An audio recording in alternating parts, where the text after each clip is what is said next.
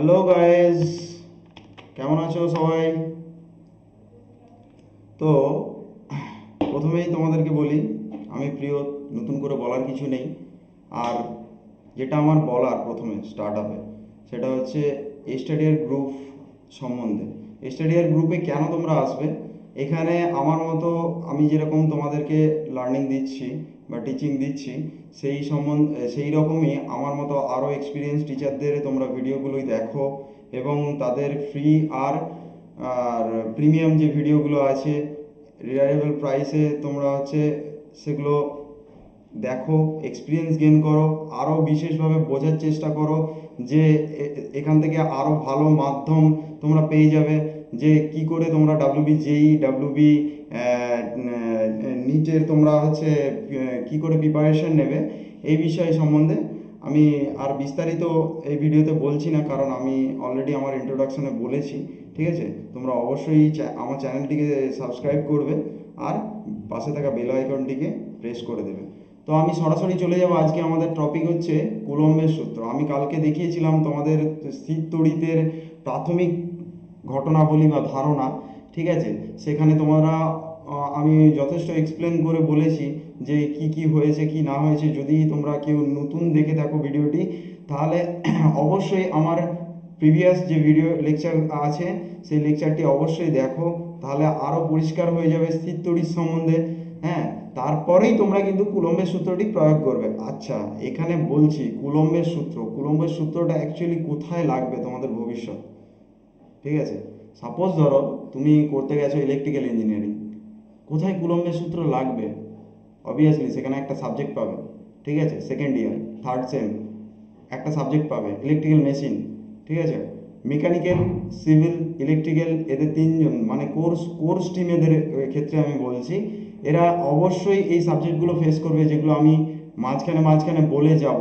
আমি মডার্ন মানে advance physics তোমাদেরকে শেয়ার করতে চলেছি, কারণ আমি গতানুগতিক পদ্ধতিতে পড়াই না বা টিচিং করি না। ঠিক আছে, তো এগুলো খেয়াল রাখবে। আমি যে যে জিনিসগুলো বলে যাচ্ছি তোমাদের ভবিষ্যতে কোথায় কোন জায়গায় তোমরা প্রয়োগ করবে, সেইগুলো কিন্তু তোমরা নোট ডাউন করেও রাখতে পারো বা মাথায় রাখতে পারো, নোট ডাউন করার কিছু নেই। ঠিক আছে, কিন্তু মেন যে বিষয় তোমাদের পড়ার, আগে তোমরা 12-এর সিলেবাসটা কমপ্লিট করো। আমি সাথে সাথে প্রতিটা চ্যাপ্টারের সাথে সাথে এমসিকিউ ডিসকাস করব, ম্যাথ ডিসকাস করব, সব কিছুটাই ডিসকাস করে তোমাদেরকে বলে দেব। ঠিক আছে, তো চলো আর বেশি দেরি না করে আমরা চলে যাই কুলম্বের সূত্র। কালকে আমি তোমাদেরকে বলেছিলাম যে যদি দুটি সমধর্মী আধান, ঠিক আছে, মনে করো প্লাস প্লাস, ঠিক আছে, এদের দুজনের মধ্যে কি হবে? দুজনের মধ্যে পরস্পরকে কি করবে? আকর্ষণ করবে? না, বিকর্ষণ করবে, বিকর্ষণ। এরা দুজন যেহেতু সমজাতীয় আধান, অলরেডি এইগুলো মাথায় রাখতে হবে। কুলম্বের সূত্রের আগে এই জিনিসগুলো বেসিক ধারণা তোমাকে রাখতে হবে, যে কুলম্বের সূত্রের আগে আমাকে মাথায় রাখতে হবে যে পরস্পরকে এরা বিকর্ষণ করবে। ঠিক আছে, পরস্পরকে এরা বিকর্ষণ করবে।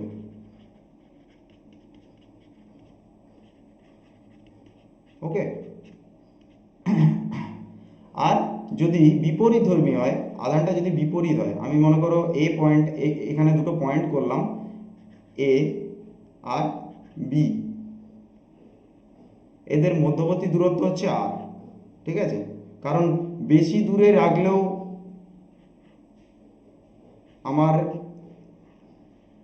চলবে না, কারণ বেশি দূরে তাদের মধ্যে আমি ন্যূনতম একটা দূরত্ব রেখেছি, যেটা হচ্ছে বলে দিচ্ছি আর। ঠিক আছে, তো এ পয়েন্টটাকে আমি এখন ধরলাম নেগেটিভ, আর বি পয়েন্টটাকে ধরলাম পজিটিভ। তো এক্ষেত্রে কি হবে? এক্ষেত্রে দুটি পরস্পরকে আকর্ষণ করবে,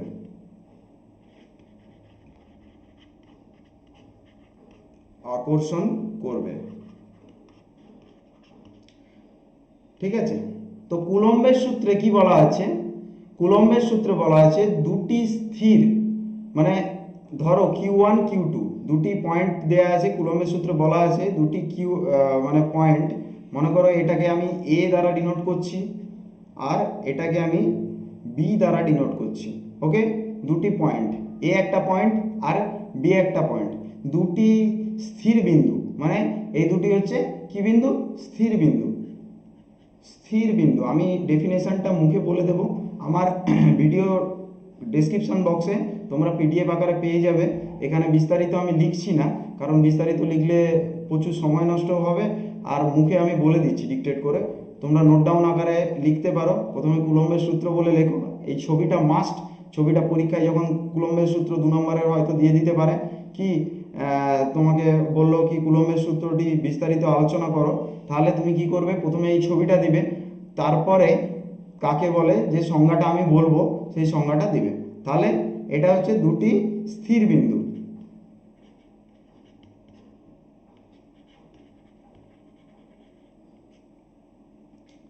ফিজিক্সকে কঠিনভাবে নিও না, ফিজিক্সকে ছবি আঁকার, ফিজিক্সের যে ছবিটা দেয়া আছে ছবিটা বোঝার চেষ্টা করো, তাহলে তুমি সব কিছু করতে পারবে। ওকে, বেশি জটিলতা ভাবার কোনো চিন্তা, ফিজিক্স হচ্ছে একটা গেম। আমি তোমাকে কালকেই তোমাদের সবাইকে কালকে বলেছি যে ফিজিক্স হচ্ছে একটা গেম, আর তুমি যদি জটিলভাবে নাও তাহলে কিন্তু সর্বনাশ, কারণ ভবিষ্যৎটা তোমার ক্ষেত্রে কিন্তু খুব খারাপ হতে চলেছে। কিন্তু যদি তুমি মানে অ্যাজ এ গেমিং পার্ট হিসাবে ধরো, একটা গেম কি ইজি থেকে, যখন ফিজিক্সের ইন্টারেস্টটা কীরকম জানো? অনেকটা ভিডিও গেমের মতো। এখন তো অনেক ভিডিও গেম, কারণ আমি অ্যাডভান্স জগতের লোক, আমি এই জিনিসগুলো জানি। আপকামিং আমি একজন ডেভেলপিংও করি, তো এক্ষেত্রে আমি বলছি যে কেন শেয়ার করছি আমি এত কিছু, যে ধরো তোমরা পাবজি খেলছো, প্রথম লেভেলটা কি আছে?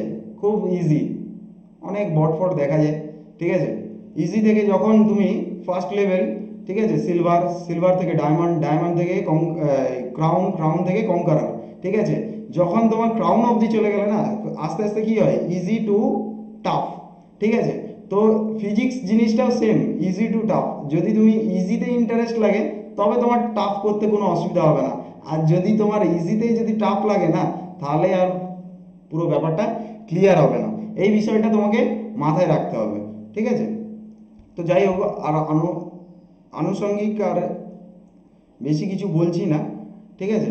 তো দুটি স্থির বিন্দু নিয়েছি, দুটি স্থির বিন্দুর মধ্যবর্তী আধানের ক্রিয়াশীল আকর্ষণ বা বিকর্ষণ বল, মধ্যবর্তী কি হবে? ক্রিয়াশীল, আমি জানি না এই দুটো পয়েন্টে কি আছে, এটা পজিটিভও হতে পারে, ঠিক আছে, এই পয়েন্টে পজিটিভও হতে পারে, এটা এই পয়েন্টটা পজিটিভও হতে পারে আর নেগেটিভও হতে পারে, ঠিক আছে?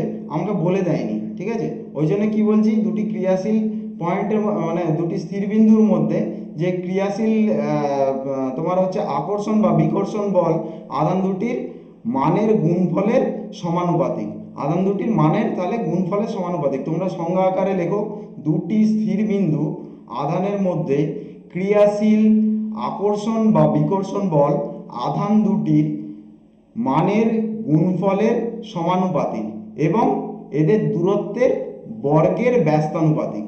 দূরত্বের বর্গের ব্যস্তানুপাতিক, এই বলকেই মানে এই বল আধান দুটির সাপেক্ষে বরাবর, মানে আধান দুটি কি হবে?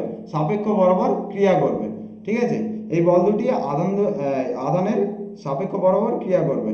তাহলে কি বললাম, যে সবসময় মাথায় রাখতে হবে যে যে দুটি তোমাকে বিন্দু বললাম স্থির বিন্দু মনে করো, তাদের আমি আধান কি আছে জানি না, সেটা পজিটিভ দুজন মানে পরস্পর সমধর্মী হতে পারে, ঠিক আছে, অথবা বিপরীতধর্মী হতে পারে, অথবা একটি একটি পজিটিভ আবার সরি এটা সমধর্মী আমি বলে দিয়েছি, ঠিক আছে? তো তাদের মধ্যে কি হবে? আকর্ষণ আর বিকর্ষণ বল কাজ করবে, ওই জন্যে তাদের আকর্ষণ বা বিকর্ষণ বলে আধান দুটির মধ্যে যে গুণফল হবে তার সমানুপাতিক, আর তাদের যে ডিস্টেন্সটা আছে মানে আর, এই যে আর আমি ধরেছি, ঠিক আছে, ঠিক আছে, এই যে ডিস্টেন্সটা আছে এর বর্গের ব্যস্তানুপাতিক, ঠিক আছে? তাহলে আমরা এখান থেকে কি লিখতে পারি? সংজ্ঞা আকারে তোমরা সবাই লিখে ফেলেছো, ঠিক আছে? এক্ষেত্রে আমি কি লিখতে পারি? এফ ইকুয়াল টু মানে বল, ঠিক আছে, Q one proportional to Q one Q two, একটা 1 নম্বর নাম্বারিং মার্ক করো, ঠিক আছে? আর 2 নম্বরে কি বলতে পারো? এফ প্রপোর্শনাল টু 1/r², ঠিক আছে? এই যে বর্গের ব্যস্তানুপাতিক বলেছে তোমাকে কথাটা, বর্গের ব্যস্তানুপাতিক, তাহলে এটা তোমরা বুঝতে পারলে। এই দুটো জিনিসকে তোমরা ভালো করে নোট ডাউন করো, নোট ডাউন আকারে রাখো যে F equal to F equal to নয়, F proportional to Q one Q two, আর একটা হচ্ছে এফ প্রপোর্শনাল টু 1/r²। ঠিক আছে, বর্গের ব্যস্তানুপাতিক। এরপরে দেখো এর দুটো পদ্ধতি আছে, আমি এসআই আর সিজিএস পদ্ধতিতে অবশ্যই মার্ক করে তোমাকে দেখাবো এসআই পদ্ধতিতে কি হবে আর সিজিএস পদ্ধতিতে কি হবে। আমি একটু মুছে নিই, দাঁড়াও। যদি আমার ভিডিওটি ভালো লেগে থাকে সাবস্ক্রাইব করতে কিন্তু একদমই ভুলবে না, নাহলে আমি তোমাদের মতো মোটিভেশন পাবো না। আমি তোমাদেরকে মোটিভেশন করার জন্য এখানে বসে আছি। ঠিক আছে, তোমরা বিভিন্ন রকমের সাহায্য আমার কাছ থেকে পেতে পারো, যে স্যার এই জায়গাটা আমি বুঝতে পারছি না, রিপিট বোঝান বা বলুন।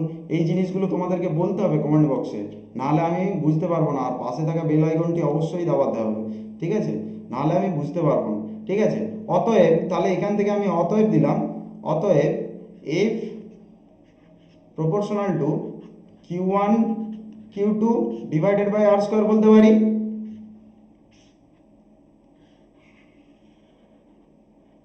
ঠিক আছে, অর এফ আমি প্রপোর্শনালটা এবার তুলে দিলাম, ইকুয়াল দিব। ঠিক আছে, তাহলে আমার একটা কনস্ট্যান্ট আসবে, ধ্রুবক। ধ্রুবক কেটা কি, কেটা হচ্ছে কনস্ট্যান্ট, ধ্রুবক। চলে আসো এদিকে।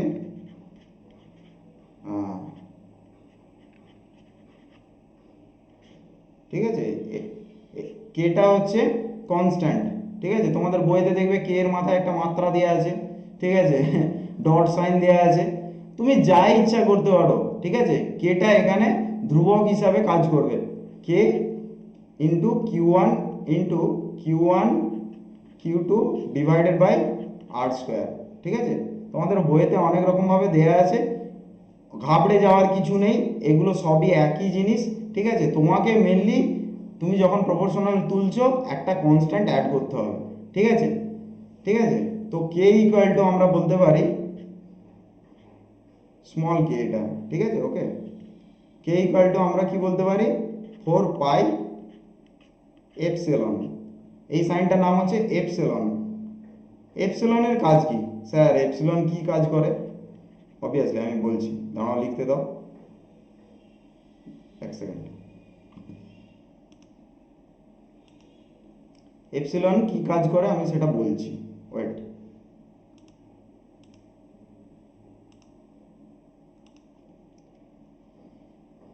ESP LION, epsilon.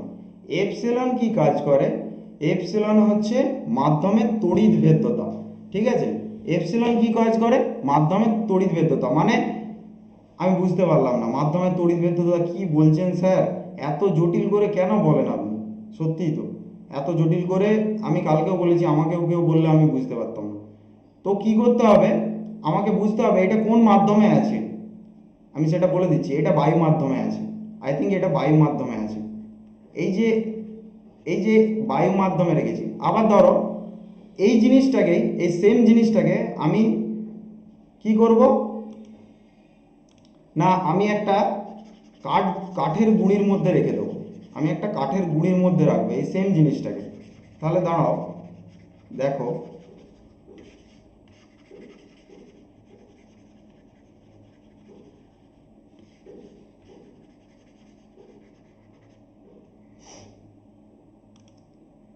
একটাকে বায়ু মাধ্যমে রাখবো, ঠিক আছে, আর একটাকে কাঠের গুঁড়ির মধ্যে রাখবো। মনে করো একটা কাঠের বক্স, গুঁড়ির বক্স।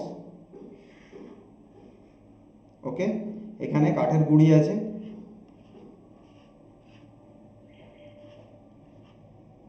বাহ, সুন্দর আঁকা যাচ্ছে তো। আমি ভাবছি এখানে ড্রয়িং ক্লাসও শুরু করে নেবো। যাই হোক, কিউ ওয়ান কিউ টু, ঠিক আছে, এখানে হচ্ছে কিউ ওয়ান কিউ টু। অন্য কালার দিই, ভালো লাগবে, তোমরা বুঝতেও পারবে। এটা হচ্ছে কিউ ওয়ান আর এটা হচ্ছে কিউ টু। ঠিক আছে, এটাকে আমি কি করেছি, ওটা আছে বায়ু মাধ্যমে আর এটা আছে একটা একটা মাধ্যম নিয়েছি, কাঠের গুঁড়ির মধ্যে রেখেছি, ঠিক আছে। এবার বলো তো কোন মাধ্যমে তাড়াতাড়ি এদের মধ্যে, ধরো আমি আধানটাও বলে দিচ্ছি, এইটা ধরো, এইটা ধরো তখন বলছিলাম না যে কি কি আছে আমি জানি না, ঠিক আছে, এদের মধ্যে আধানটা কি আছে আমি বলে দিলাম, এইটা পজিটিভ, অলরেডি পজিটিভ করা আছে, ঠিক আছে, আর এইটাকে বলে দিলাম নেগেটিভ, কিউ মানে কিউ টুটাকে আমি বলছি নেগেটিভ, ঠিক আছে। তাহলে কিউ ওয়ানটা তাহলে এখানেও পজিটিভ, এখানে নেগেটিভ, তাহলে কি হবে, তো এদের মধ্যে কি হবে, আকর্ষণ হবে। তাহলে কোন মাধ্যমে তাড়াতাড়ি আকর্ষণ বল সৃষ্টি হবে বলতে পারবে কেউ, কোন মাধ্যমে? অবভিয়াসলি বায়ু মাধ্যমে। কেন? কারণ বায়ু মাধ্যমে কোনো অবস্টিকেল নেই, কোনো অবস্টিকেল মানে কি বাধা নেই, কিন্তু এই মাধ্যমে কি আছে, কাঠের গুঁড়িটা অবস্টিকেল, ঠিক আছে, কিছুটা কি হবে, বাধাপ্রাপ্ত হবে, মানে তাদের মধ্যে আকর্ষণ বলতে হবেই, ঠিক আছে, কিন্তু কাঠের গুঁড়ি দ্বারা তারা কিছুটা বাধাপ্রাপ্ত হবে, ঠিক আছে। তাহলে খুব তাড়াতাড়ি আকর্ষণ বল কাজ করবে কোথায়, বায়ু মাধ্যমে। এটা সবসময় মাথায় রাখতে হবে যে বায়ু মাধ্যমে খুব তাড়াতাড়ি তারা আকর্ষণ বল করবে। আর যেহেতু এখানে কি আছে, অবস্টাকেল আছে, অবস্টাকেল মানে বাধা আছে, ঠিক আছে, তো অবস্টাকেল থাকলে কি হবে, তাদের মধ্যে একটু একটু হলেও তাদের আকর্ষণ বলটা কম হবে, বাস, এটাই সিম্পল, একদম সঠিক ধারণা। এর থেকে যদি কাঠের গুঁড়ির বদলে অন্য কোনো মাধ্যম রাখতাম, অন্য কোনো জটিল মাধ্যম রাখতাম, তাহলে অবস্টিকেলের মানে বাধা পাওয়ার পরিমাণটা আরও হয়তো বেড়ে যেত, ঠিক আছে, তাহলে তাদের মধ্যে আকর্ষণ বলটা আর একটু কমে যাবে। এটাই হচ্ছে লজিক। তো লজিক অনুসারে পড়ো, ফিজিক্সকে সবসময় লজিক দিয়ে দিয়ে পড়ো। তাহলে আমরা কি দেখেছিলাম, এখান থেকে কি বলতে পারি, এফ ইকুয়াল টু 1 বাই, মানে কেটাকে আমি কি লিখছি, 1/4 পাই এপসিলন ইন্টু, ইকুয়েশন কি ছিল, Q1 Q2/r²। এটা 1 নম্বর সমীকরণ দাও, ওকে। এরপরে দেখো,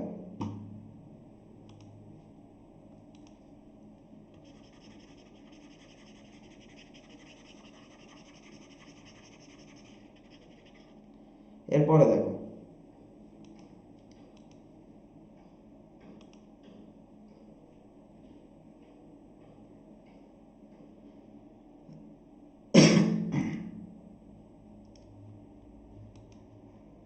এরপরে আছে যখন ধরো, মানে এবার তোমাকে কি বলেছি, এটা এসআই মাধ্যমে হয়েছে, এটা আচ্ছা, এখানটা আমার লিখতে ভুলে গেছি, এসআই পদ্ধতি হবে, এটা হচ্ছে এসআই পদ্ধতিতে, ঠিক আছে, এটা 1 নম্বর সমীকরণ দিয়েছ। এবারে যাব আমরা সিজিএস পদ্ধতিতে, সিজিএস পদ্ধতিতে নোট ডাউন করো।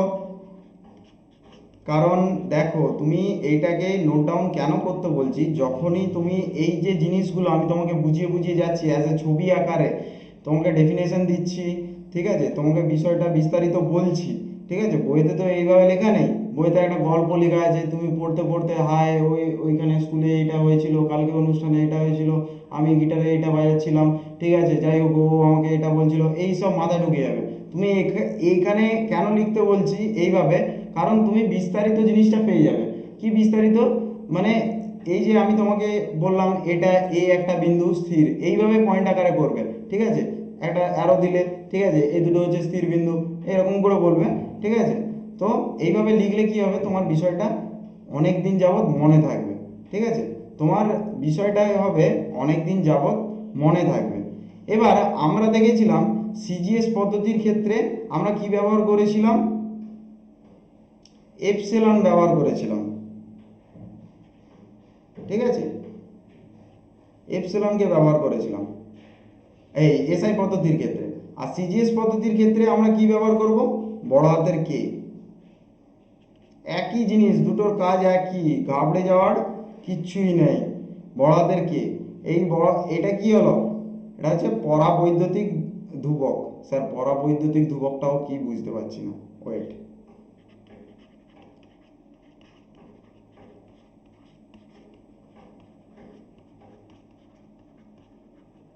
পরাবৈদ্যুতিক, এই জিনিসগুলো যদি কনসেপ্ট না ক্লিয়ার থাকে তুমি কুলম্বের সূত্রের মানে যে ইকুয়েশন আছে, ঠিক আছে, সেই ইকুয়েশন দিয়ে যে ম্যাথগুলো থাকবে একটাও করতে পারবে না।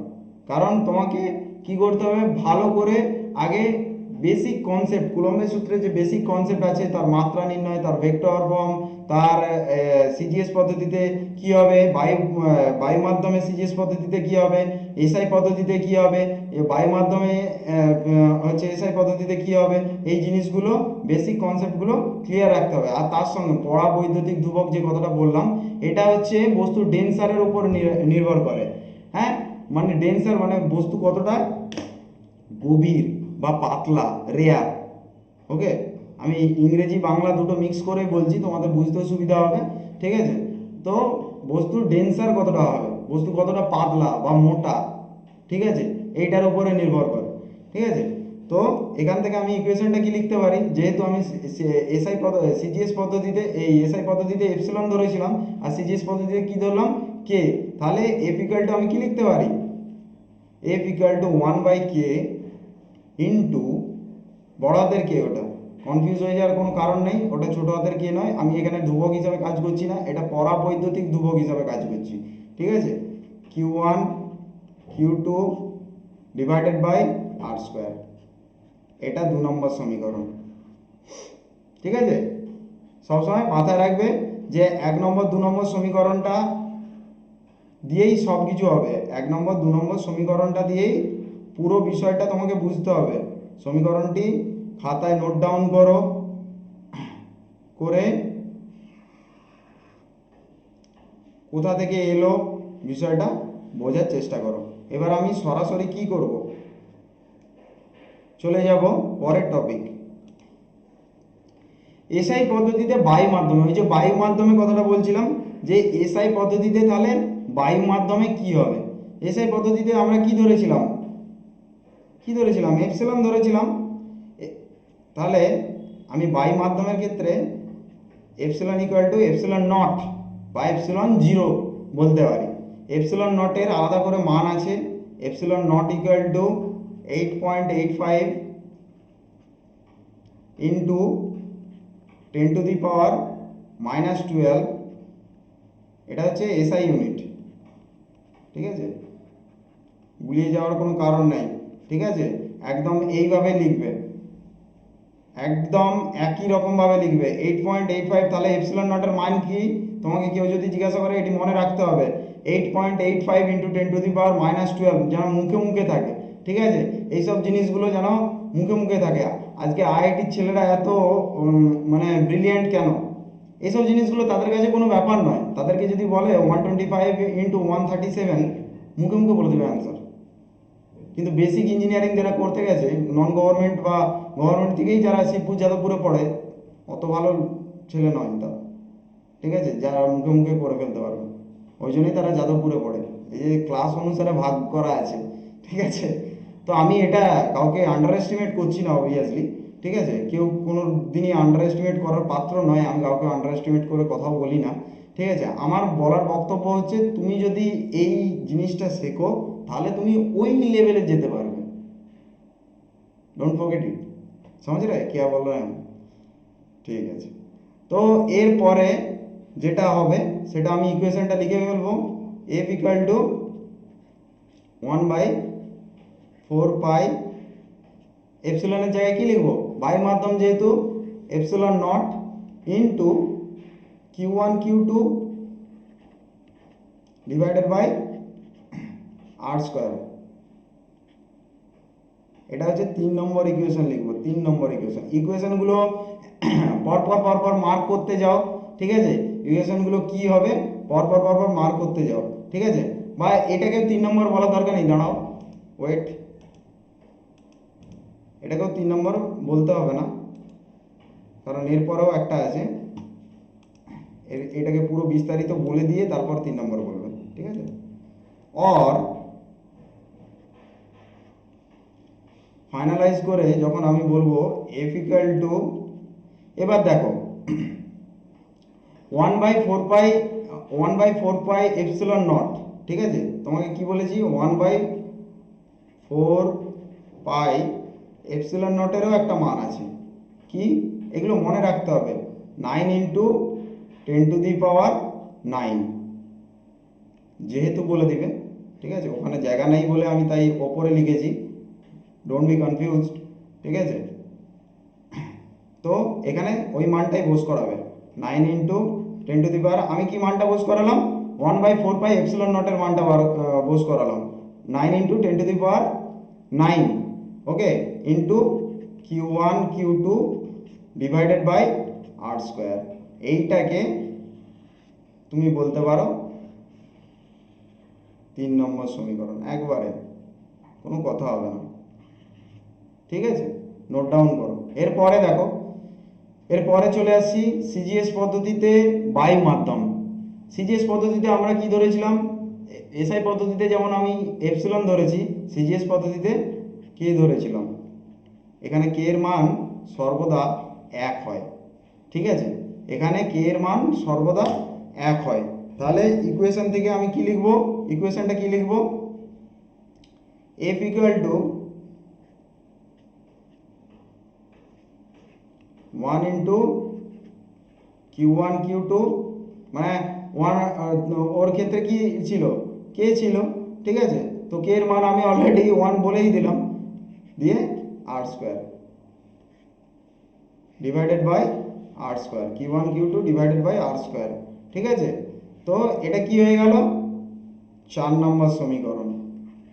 বায়ু মাধ্যমে সিজিএস পদ্ধতিতে, ও বিষয়টা আগে বোঝার চেষ্টা করো, তাহলে সিজিএস পদ্ধতিতে বায়ু মাধ্যমে তোমাকে 1 নম্বরেরও কোশ্চেন দিতে পারে, সিজিএস পদ্ধতিতে বায়ু মাধ্যমে, ঠিক আছে, এপসিলনে, এপসিলনকে কি ধরা হয়, এপসিলন নট ধরা হয়। সেখান থেকে কি বলেছি, সেখান থেকে একটা জিনিস বলেছি যে সিজিএস পদ্ধতিতে, সিজিএস পদ্ধতির ইকুয়েশনটা আমি এখানে পুট করেছি, ঠিক আছে, পুট করে এখানে বলেছি যে সিজিএস পদ্ধতিতে যেহেতু বায়ু মাধ্যমে এপসিলন নট হচ্ছে, epsilon equal to epsilon naught হচ্ছে, আমি সেটাই লিখেছি এখানে, into Q1 Q2 divided by R square, ঠিক আছে। এখানে বলেছি এপসিলন নটের আলাদা করে একটা মান হয় 8.5 ইন্টু 10⁻⁻12, এটা হচ্ছে এসআই ইউনিটের ক্ষেত্রে, ঠিক আছে, অবভিয়াসলি আমি এসআই পদ্ধতি করছি মানে এসআই ইউনিটই বলবো, ঠিক আছে। তারপরে কি বলবো, এফ ইকুয়াল আর 1 ডিভাইডেড বাই 4πε0 একটা মান হয়, সেটা হচ্ছে 9 ইন্টু 10⁻9, 9 ইন্টু 10⁻9টাকে পুট করলাম, জাস্ট মান পুট করবে, into Q1 Q2 divided by R square. এটা হচ্ছে এসআই পদ্ধতিতে বায়ু মাধ্যম। আর সিজিএস পদ্ধতিতে বায়ু মাধ্যমে কি হচ্ছে, কে ধরেছিলাম, ঠিক আছে, কে ইকুয়াল টু 1, অর্থাৎ এফ ইকুয়াল টু, আমি ওই কে এর জায়গায় মানটা পুট করছি 1 Q1 Q2 divided by R square. তো ভালো করে এই জিনিস বিষয়গুলো দেখো, একবার স্লাইডটাকে পজ করো, ঠিক আছে, পজ করে বিষয়টাকে দেখার চেষ্টা করো যে স্যার কি বলছেন, ঠিক আছে, এই বিষয়টাকে ভালো করে বোঝার চেষ্টা করো যে কোন ক্ষেত্রে কি নিয়েছিল এবং কোথায় কি মান পুট করেছে, এই জিনিসগুলো তোমাকে মাথায় রাখতে হবে। পরবর্তী টপিকে আমি চলে যাচ্ছি, পরাবৈদ্যুতিক ধ্রুবক। ওই যে তোমাকে বলে গেছি কে, পরাবৈদ্যুতিক ধ্রুবক। পরাবৈদ্যুতিক ধ্রুবকটা কি তোমাকে জানতে হবে, ইকুয়েশন তো করে ফেললে, ঠিক আছে।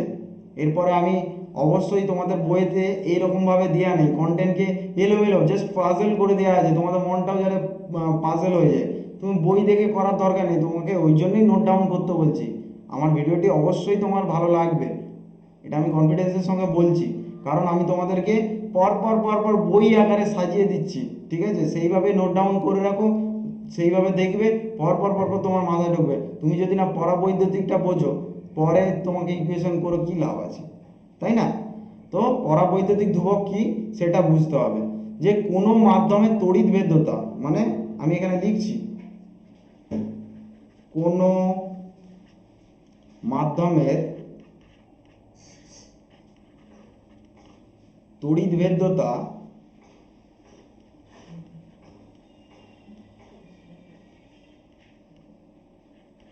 ভেদ্যতা কি, তড়িৎ ভেদ্যতা কি দিয়ে ইয়ে করা হয়, এপসিলন এবং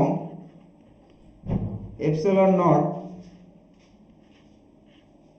মানে শূন্য স্থান, শূন্য স্থানের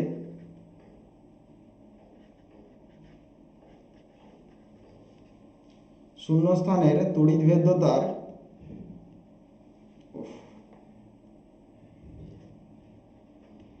তড়িৎ ভেদ্যতার অনুপাতকে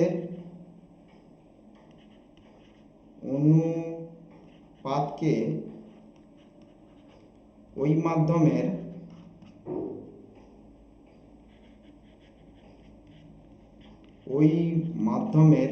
পরাবৈদ্যুতিক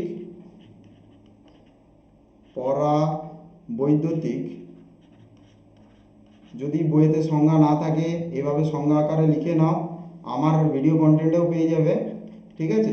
পরাবৈদ্যুতিক ধ্রুবক বলে। কি বললাম এখানে, কি বলেছে, কোনো মাধ্যমের তড়িৎ ভেদ্যতা এপসিলন এবং এপসিলন নটটাকে আমরা কি করেছি, শূন্য স্থানের, ঠিক আছে, শূন্য মাধ্যম বলতে পারো, শূন্য মাধ্যমও বলতে পারো, তড়িৎ ভেদ্যতার অনুপাত শূন্য মাধ্যমও বলতে পারো, ঠিক আছে। অতটা কনফিউশন করে লেখার দরকার নেই, শূন্য মাধ্যমও বলতে পারো, তড়িৎ ভেদ্যতার অনুপাত ওই মাধ্যমের, ঠিক আছে, পরাবৈদ্যুতিক ধ্রুবক বলা হয়। তার মানে আমি এখান থেকে বলতে পারি K equal to epsilon divided by epsilon naught. সেটাই তো বলেছে, তাই না? সেটাই তো এখানে বলেছে, ঠিক আছে। দুটোর অনুপাতকেই বলছে, দুটোর অনুপাত, দুটো ওই ওই মাধ্যমের অনুপাতকেই বলছে, মানে এপসিলন আর epsilon divided by epsilon naught, ঠিক আছে।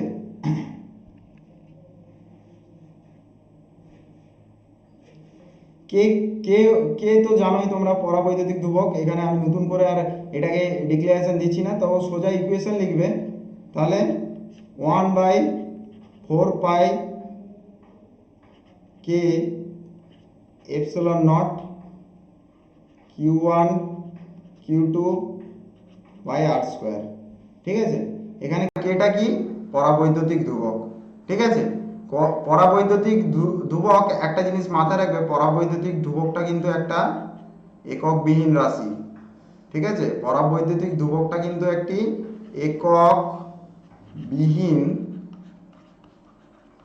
এককবিহীন রাশি।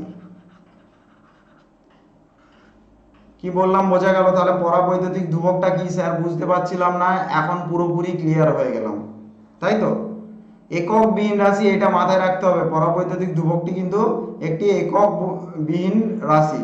তাহলে এখান থেকে আমরা কি বলতে পারি, epsilon equal two K epsilon not, মানে এইটাই আমি বলছি এখান থেকে এসছে, ঠিক আছে। কনফিউজ হয়ে যাওয়ার কিছু নেই, ঠিক আছে। তো এটা লেখারও দরকার নেই,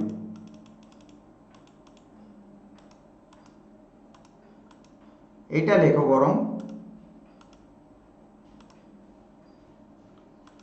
কি বলেছে, কে ইকুয়াল টু মাধ্যমের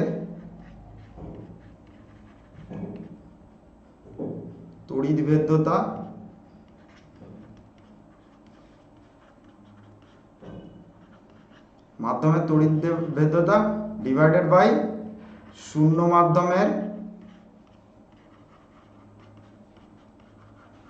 মানে এপসিলন, মাধ্যমের তড়িৎ ভেদ্যতা হচ্ছে এপসিলন, আর শূন্য মাধ্যমের তড়িৎ ভেদ্যতা হচ্ছে এপসিলন নট, ঠিক আছে। এটা মাথায় রাখবে, এটা খুব ইম্পর্টেন্ট জিনিস,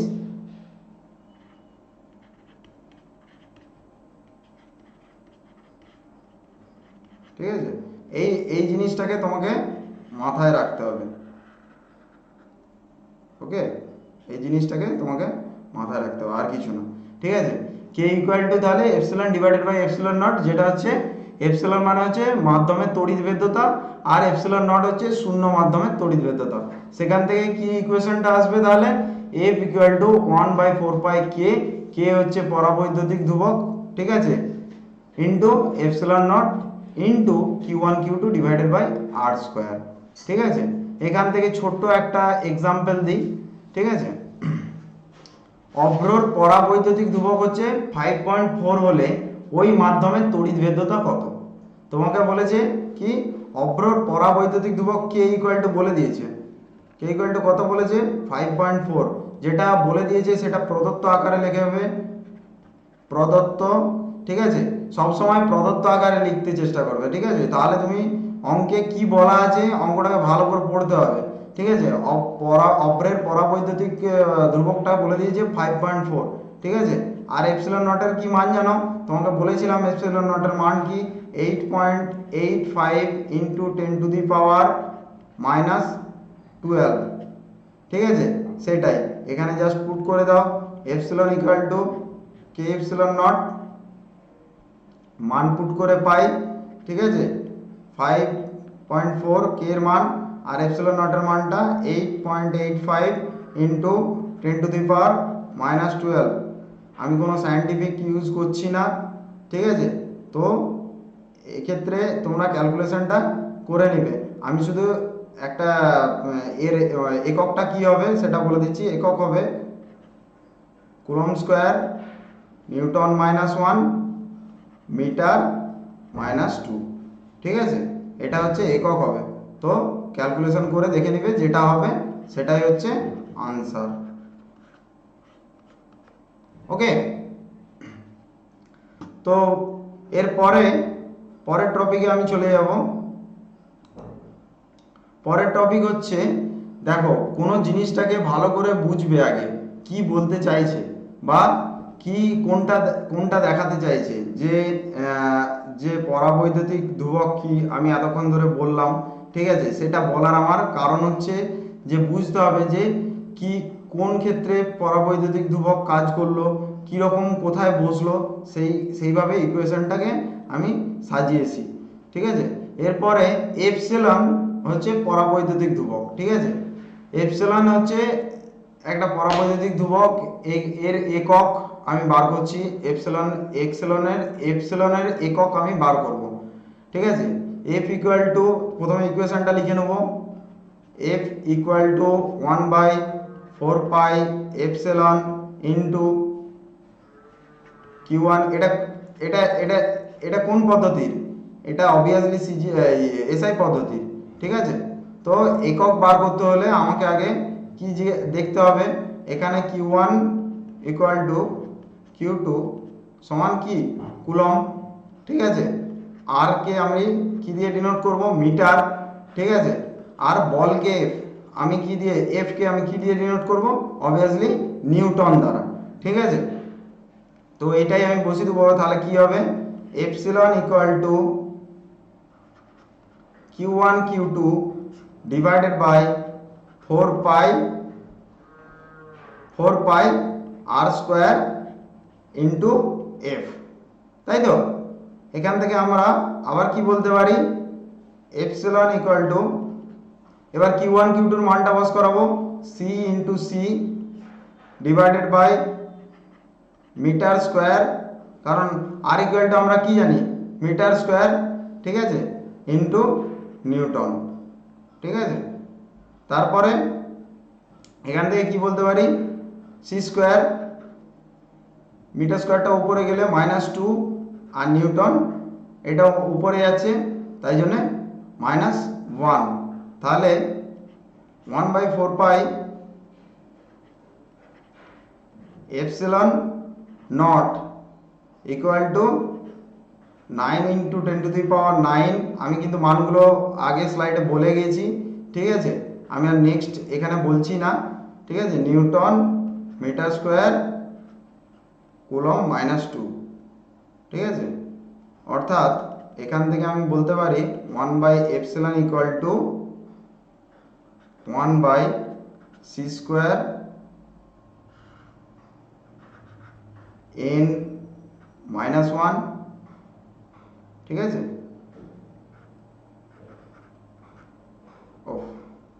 -2। ঠিক আছে, ইকুয়াল টু m স্কোয়ার। ঠিক আছে, এটা উপরে চলে গেল, এই পুরো বিষয়টা উপরে চলে গেলে কি হবে? এটাই হবে। ঠিক আছে, তো এইটা হচ্ছে এপসিলনের একক। এটা কি বার করলাম আমরা? এপসিলনের একক বার করলাম। একক কি করে বার করতে হয় পুরোপুরি দেখো। প্রথমে কি লিখলাম? প্রথমে আগে এসআই পদ্ধতি, আমি কুলম্বের সূত্রটি লিখেছি। ঠিক আছে, এসআই পদ্ধতিতে কুলম্বের সূত্র যেটা হয় সেটা লিখেছি। সেটা কি বলা আছে? F equal to 1/4 epsilon into Q1 Q2 by R square. ঠিক আছে, এখান থেকে এপসিলনের আমি কি করব? একক বার করব। তাহলে Q1 Q2 ইকুয়াল টু আমরা কি দেখলাম, Q1 Q2 কে আমরা কি দ্বারা ডিনোট করছি, কুলম দ্বারা, ঠিক আছে। Q1 Q2 কে আমরা কি দ্বারা ডিনোট করছি, কুলম দ্বারা, ঠিক আছে। তো এটা আমরা দেখলাম। এরপরে কি দেখলাম, আর কে কি দ্বারা ডিনোট করছি, মিটার দ্বারা, আর এফ কে কি দ্বারা, নিউটন দ্বারা। সেটাই এখানে জাস্ট পুট করে দিলাম, সি ইন্টু সি মানে Q1 Q2 মান, আর নিচে হচ্ছে মিটার স্কোয়ার ইন্টু নিউটন। সেটাই আবার উপরে চলে গেলে কি হবে, এইটা বেরোচ্ছে, ঠিক আছে। 1/4 pi epsilon naught equal to কি হবে, ঠিক আছে, 9 into 10⁹9 metre square, newton metre square, আর কুলম টু দি পাওয়ার -2, ঠিক আছে। এই জিনিসগুলো মাথায় রাখবে। তাহলে 1/এপসিলন ইকুয়াল টু কি হবে, তার মানটা কি বেরালো, নিউটন। সবই একই জিনিস, শুধু পরপর ইকুয়েশন থেকে আসছে, নিউটন মিটার স্কোয়ার আর কুলম টু দি পাওয়ার -2। তো এটা হচ্ছে মেন এপসিলনের একক। এবার বার করছি আমি মাত্রা। এপসিলনের মাত্রা কি করে বার করব, অবভিয়াসলি এপসিলনের মাত্রা বার করো। তো মাত্রা বার করার জন্য স্কেলার ভেক্টর তোমাকে জানতে হয়, ঠিক আছে। যদি তুমি প্রদত্ত স্কেলার ভেক্টর সম্বন্ধে কোনো আইডিয়া না থাকে, তাহলে আমার 11-এর যে টিউটোরিয়ালটা দেওয়া আছে লেকচার, সেই লেকচারটি দেখতে পারো, ঠিক আছে। দেখে বিশেষ এক্সপিরিয়েন্স করতে পারো, সেখানে অবশ্যই সব কিছু ডিক্লারেশন দেওয়া আছে, ঠিক আছে। দেখে তোমরা বুঝে যাবে যে স্কেলার ভেক্টরের পদ্ধতিটা কি। আবার এখানে আমি কি করব, আগে সূত্রটা লিখে ফেলবো, 1 সেকেন্ড। তার আগে এটাকে একটু ইরেজ করে দিই। তার আগে এখানটা একটু ইরেজ করে দিই, কারণ নাহলে বুঝতে পারবে না তোমরা। খাতায় নোট ডাউন করো সকলে। যদি আমার ভিডিওটা ভালো লেগে থাকে, সবাই সাবস্ক্রাইব করতে কিন্তু একদমই ভুলবে না, আর পাশে থাকা বেল আইকনটি প্রেস করতেও একদম ভুলবে না, ঠিক আছে। আর আমাদের স্টাডিয়ার গ্রুপের আমার মতো এক্সপিরিয়েন্স অনেক টিচার আছে, ম্যাথ, বায়োলজি, ঠিক আছে, ফিজিক্স। তো এনাদের ভিডিওগুলো অবশ্যই দেখবে। ফ্রি ভিডিও আছে, প্রিমিয়াম ভিডিও আছে, সবগুলো দেখবে। দেখার পর তোমরা বিশেষ ধারণা এসে যাবে কিভাবে তোমরা নিট ক্র্যাক করবে, কিভাবে তোমরা WBJEE প্রিপারেশন নেবে, নিটের প্রিপারেশন নেবে। এগুলো তোমাদের মধ্যে একটা ধারণা চলে আসবে। এক্সপিরিয়েন্স লোকের কাছ থেকে কি ভালো জিনিসটা নিতে হয়, ঠিক আছে। অবভিয়াসলি তোমরা এটা স্টাডিয়ার গ্রুপের যে অ্যাপ আমাদের আছে সেখানে পেয়ে যাবে। তো আমি আর বেশি কিছু বলছি না, আমরা মেন টপিকে চলে আসি। তো প্রথমে কি করব, আমরা সূত্রটা আবার লিখব, 4πε into Q1 Q2 divided by R square. তো এটা হচ্ছে আমাদের এসআই পদ্ধতির মেন হচ্ছে সূত্র ছিল।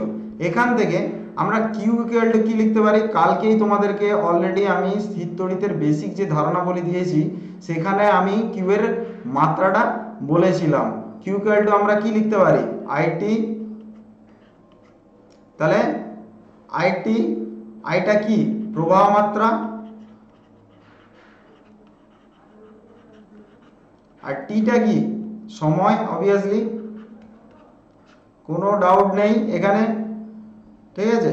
সেইটাই এখানে করব, জাস্ট সেটাই এখানে পুট করব। তাহলে এপসিলন ইকুয়াল টু আমরা কি দেখেছি এই সূত্র থেকে, epsilon equal to Q1 Q2 down হয়ে গেছে। আমি বলেছি না আমার হাতে লেখা খারাপ হলে খুবই একটু খারাপ লাগে, তো ডোন্ট বি কনফিউজড, কারণ আমি এটাকে বেশি প্রায়োরিটি দিই। কারণ একটা ইকুয়েশন করছো, তুমি ইকুয়াল সাইনের নিচে লিখে ফেলছো, এটা ভুল, ঠিক আছে।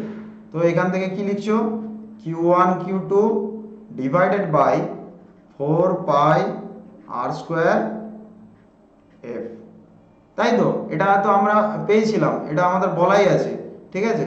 তো এই যে ইকুয়েশনটা এখান থেকে পেয়েছি, তো এখানে আমরা জাস্ট এপসিলনের মাত্রাটা বার করব।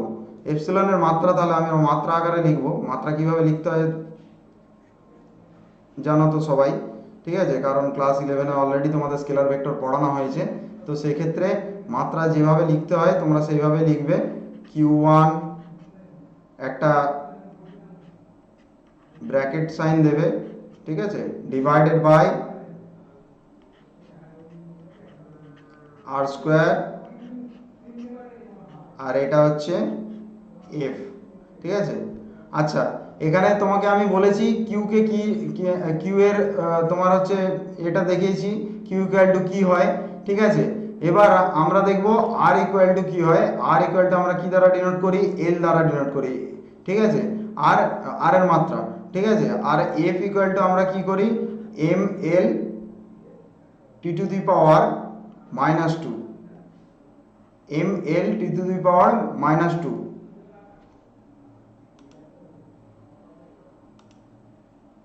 ঠিক আছে। জাস্ট ওইগুলো পুট করে দেবো।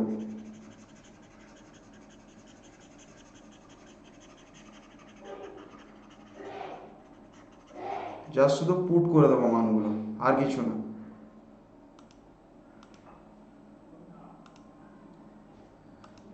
এই হচ্ছে ব্যাপার। তাহলে লিখবো এপসিলন ইকুয়াল টু জাস্ট মান আমি আর পুট, আচ্ছা পুট করে দেখিয়ে দিচ্ছি। ওকে, আইটি এটাকে বড় হাতের টি লিখবে, কালকে আমি বলেছি যে বড় হাতের টি দ্বারা ডিনোট করা হয়, ঠিক আছে। ইন্টু কিউ টুর ক্ষেত্রেও মানে কিউ ইকুয়াল টু লিখেছি মানে Q one equal to Q two, ঠিক আছে। এটাকে কনফিউজ হয়ে যাওয়ার কোনো কারণ নেই যে স্যার বললো না অথচ লিখে দিয়ে চলে যাচ্ছে, এটা কি ধরনের। এল এর কি বলেছি, এই আর এর কি বলেছি, এল, ঠিক আছে। তাহলে এল এর মাথায় একটা স্কোয়ার পড়বে, আর এটা কি হবে, M L T to the power -2। ওকে, এটাকে বস করানোর পর কি হবে, এখানে বসানোর পর কি হবে,